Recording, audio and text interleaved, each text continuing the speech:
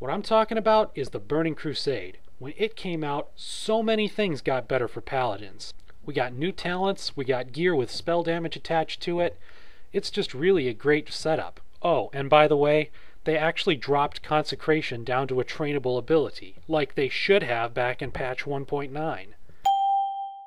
They also gave paladins a taunt, albeit one on a cooldown, that lets us get threat back once we lose it. But before I go and give the Burning Crusade a rave review, I have to point something out. It took Blizzard years for them to actually fix the paladin class. That's right, it took a really, really long time before they actually started giving paladins good gear and good talents so that they could actually tank and even do some decent damage. So for those years, it really wasn't much fun to play a paladin at all. And the quick fixes that they could have done if they'd really wanted to never happened. Not until the Burning Crusade came out. And if you think that it's because of bureaucracy or balance issues that they didn't do this, that really can't be the case. I can name one time when Blizzard proved they can act with speed and efficiency when they have to. Back before the Burning Crusade came out, one of our tanking talents called Reckoning was changed dramatically. At first, here's what it did. Every time you got a crit on you, you got a stackable buff on yourself, which essentially increased the number of hits you get per melee hit. That's right. When you hit an opponent with your melee weapon, it counts as 2 hits instead of just 1. And this stacked. Before, the sky was the limit. So someone thought it would be fun to get over 1,800 stacks of Reckoning on himself, and then just run up and kill a raid boss in 1 hit. What was Blizzard's reaction to that? Less than 24 hours after this happened, Blizzard did a hotfix on Reckoning. They capped it so that you can't get more than 4 stacks of it on yourself at any one time. That made it a lot less powerful than it used to be.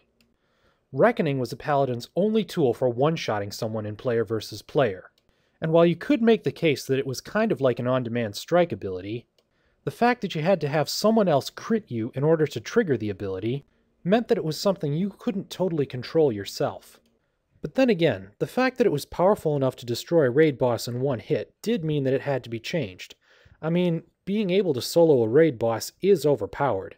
That being said, they really didn't have to nerf it down so that you could only stack it 4 times. Only being able to get 5 hits off at once rather than the sky's the limit number that we had before meant that there was some significant player versus player impact.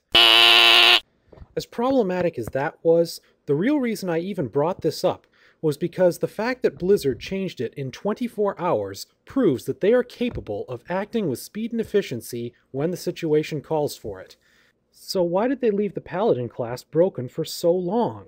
I have now proponed my guess.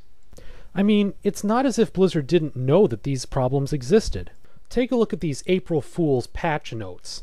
Here, it talks about how paladins will get additional damage per second if they wear cloth, and they'll also get bear form and dire bear form to help them hold aggro and tank.